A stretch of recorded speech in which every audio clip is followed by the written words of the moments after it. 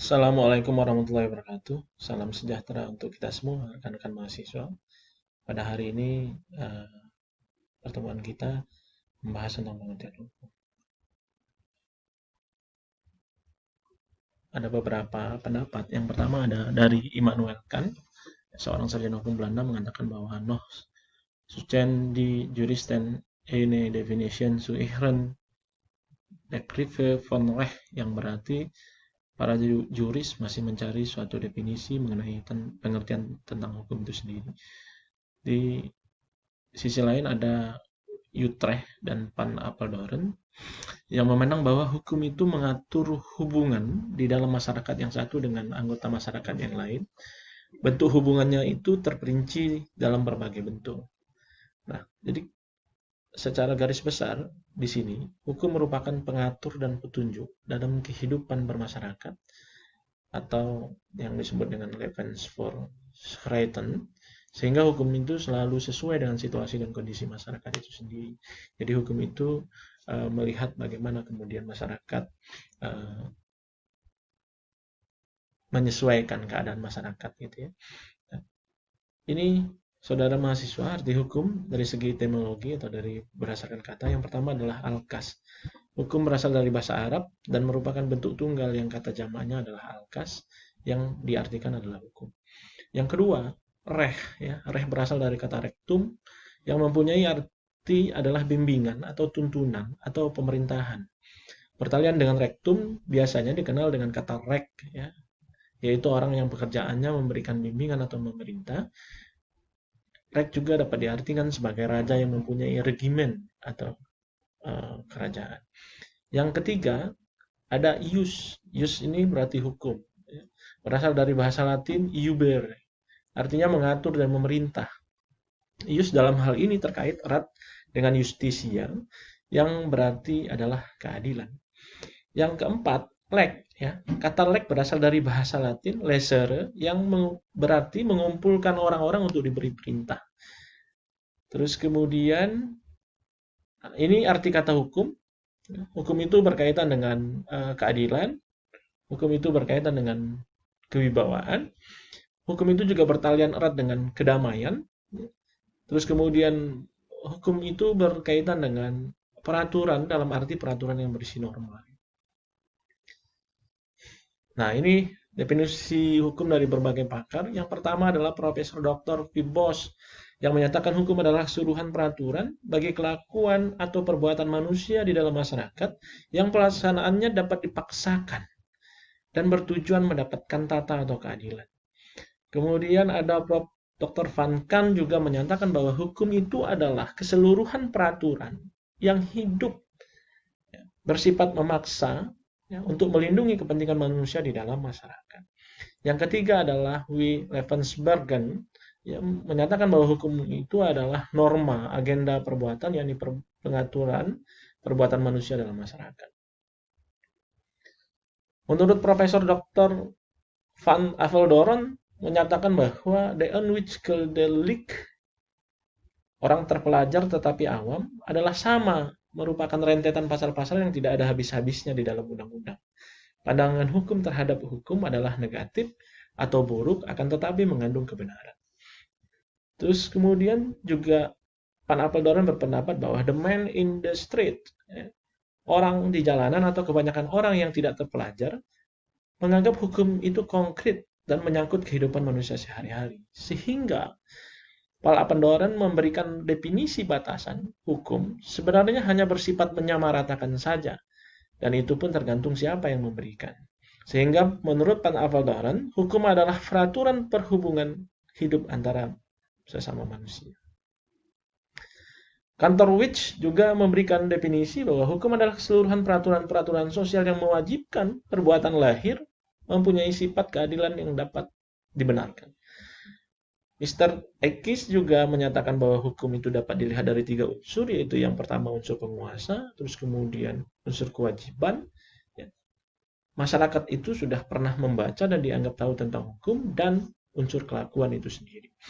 Yang ketujuh, menurut Utrecht, hukum adalah himpunan petunjuk-petunjuk hidup tata tertib suatu masyarakat yang seharusnya ditaati oleh anggota masyarakat yang bersangkutan. Yang kedelapan, Profesor Mr. Eki Meyer menyatakan bahwa hukum adalah semua peraturan yang mengandung pertimbangan kesusilaan yang ditujukan ada tingkah laku manusia dalam masyarakat. Jadi artinya hukum itu ada karena ada tingkah laku yang diatur di dalam kehidupan masyarakat. Ini juga Profesor Paul Scholten menyatakan bahwa Recht ist Befehl, hukum itu adalah perintah, Recht ist Verlob, hukum itu adalah izin yang diberikan negara kepada seluruh individu, ada Recht ist Belofte, hukum suatu janji yang diucapkan oleh seseorang kepada pihak lain sepanjang tidak bertentangan dengan peraturan yang berlaku. Yang keempat ada Recht ist Depositi, hukum adalah aturan yang sudah disediakan. Yang ke-10 adalah ada Leon de Guit, hukum adalah tingkah laku para anggota masyarakat, aturan yang ada daya penggunaannya pada saat tertentu diindahkan oleh anggota masyarakat sebagai jaminan dari kepentingan bersama terhadap orang yang melakukan pelanggaran itu. Kesimpulannya adalah hukum adalah himpunan peraturan yang dibuat oleh yang berwenang dengan tujuan untuk mengatur tata kehidupan bermasyarakat yang mempunyai ciri. Hukum itu mempunyai ciri memerintah dan melarang, serta mempunyai sifat memaksa dengan menjatuhkan sanksi hukuman bagi mereka yang melanggar. Hukum. Nah, ini ada beberapa pengertian. Yang pertama, hukum sebagai keputusan penguasa. Hukum merupakan serangkaian peraturan tertulis seperti undang-undang dasar, undang-undang, keputusan presiden, peraturan pemerintah, keputusan menteri, dan peraturan daerah, serta putusan hakim. Itu hukum dalam arti penguasa. Yang kedua, hukum dalam arti petugas. Dianggap sebagai hukum adalah para petugas penegak hukum. Di antaranya adalah hakim, jaksa, pengacara, polisi, dan lembaga pemasyarakatan. Lalu bagaimana kemudian hukum dalam arti sikap tindak? Hukum tidak seperti bekerja penegak hukum yang mengatur dan memaksa. Maka bekerjanya sikap tindak ini tidak terasa karena hubungan antara anggota masyarakat itu berjalan biasa dan wajar. Yang keempat, hukum dalam arti gejala sosial. Filsuf Yunani Aristoteles mengatakan bahwa manusia itu adalah zoon politikon, makhluk yang bermasyarakat. Maka akan banyak terjadi pertentangan-pertentangan sosial di dalam masyarakat itu sendiri. Sehingga muncullah hukum sebagai peraturan petunjuk hidup. Sehingga masyarakat ini menjadi bisa tertib. Yang berikutnya adalah hukum dalam arti kaidah. Ilmu hukum adalah himpunan petunjuk hidup, perintah-perintah dan larangan-larangan yang mengatur tata tertib suatu masyarakat dan seharusnya ditaati oleh anggota masyarakat yang bersangkutan. Yang keenam, hukum dalam arti disiplin, hukum sebagai gejala kenyataan yang ada di tengah-tengah masyarakat. Yang ketujuh, hukum dalam arti ilmu hukum. Hukum sebagai ilmu pengetahuan merupakan karya manusia yang berusaha mencari kebenaran tentang sesuatu yang memiliki ciri sistematis, logis, empiris, metodis, umum, dan akumulatif. Yang kedelapan, hukum dalam arti tata hukum. Tata hukum disebut juga sebagai hukum positif atau jus constitutum, diwujudkan dengan peraturan yang saling berhubungan dan saling menguntungkan. Tata hukum juga erat kaitannya dengan perbuatan yang boleh dan tidak boleh dilakukan. Ini macam-macam kaidah. Saudara mahasiswa harus paham bahwa kaidah yang kita ketahui di tengah masyarakat itu ada 4. Yang pertama adalah kaidah agama. Kaidah agama ini bersumber dari Tuhan, yang sifatnya universal dan berlaku untuk semua manusia. Yang kedua adalah kaidah kesusilaan. Kaidah kehidupan pribadi yang khusus menyangkut hati nurani individu dalam pergaulan hidupnya dengan sesama. Yang ketiga, kaidah kesopanan. Merupakan peraturan hidup yang muncul dari pergaulan segolongan manusia. Peraturan ini harus diikuti dan ditaati sebagai pedoman yang mengatur tingkah laku manusia yang satu dengan manusia yang lain. Yang keempat adalah kaidah hukum. Kaidah hukum ini merupakan peraturan yang dibuat oleh penguasa negara yang isinya mengikat setiap orang yang dalam pelaksanaannya dapat dipaksakan oleh alat perlengkapan negara. Menurut John Austin, seorang ahli filsafat dari Inggris, mengemukakan bahwa hukum merupakan perintah dari mereka yang memegang kekuasaan tertinggi atau dari yang memegang kedaulatan. Nah, menurut Austin, hukum adalah yang dibebankan untuk mengatur makhluk berpikir. Perintah mana yang dilakukan oleh makhluk berpikir yang memegang dan mempunyai kekuasaan. Jadi hukum berdasarkan pada kekuasaan dari penguasa. Austin juga beranggapan bahwa hukum yang sebenarnya adalah hukum yang dibuat oleh penguasa, yang mengatur 4 unsur, yaitu perintah, ada sanksi, ada kewajiban, dan kedaulatan. Kekuatan ilmu pengetahuan, khususnya ilmu hukum, terletak pada sikap amanah dan keterbukaan intelektual dalam membagi seluas-luasnya kepada sesama kita, bukan sekedar menunjukkan takaran intelektualitas masing-masing secara individualistik.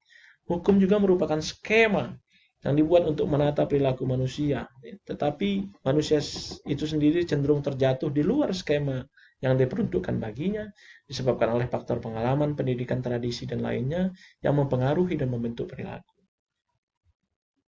Sehingga hukum merupakan suatu alat bagi masyarakat untuk mencapai tujuan, di mana hukum sebagai sarana untuk mengendalikan individu-individu agar tujuannya sesuai dengan tujuan masyarakat, di mana masyarakat itu menjadi warganya.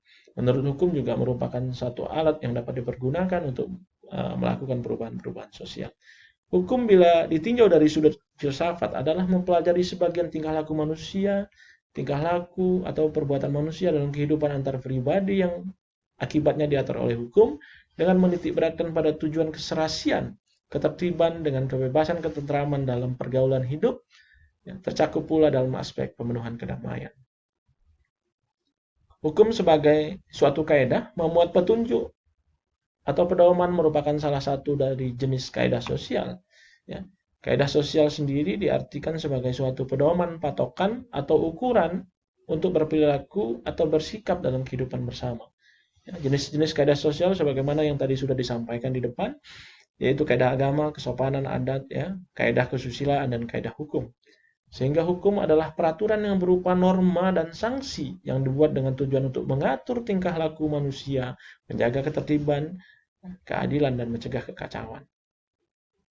Sehingga hukum memiliki tugas untuk menjamin bahwa adanya kepastian hukum dalam masyarakat.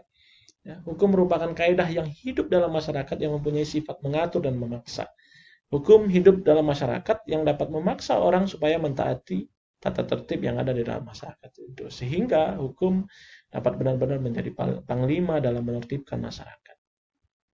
Disebut hukum apabila terdapat unsur sebagai berikut. Yang pertama adalah peraturan tertulis yang tidak tertulis, ya, yang dibuat oleh pihak yang berwenang. Yang kedua, berisi perintah dan larangan.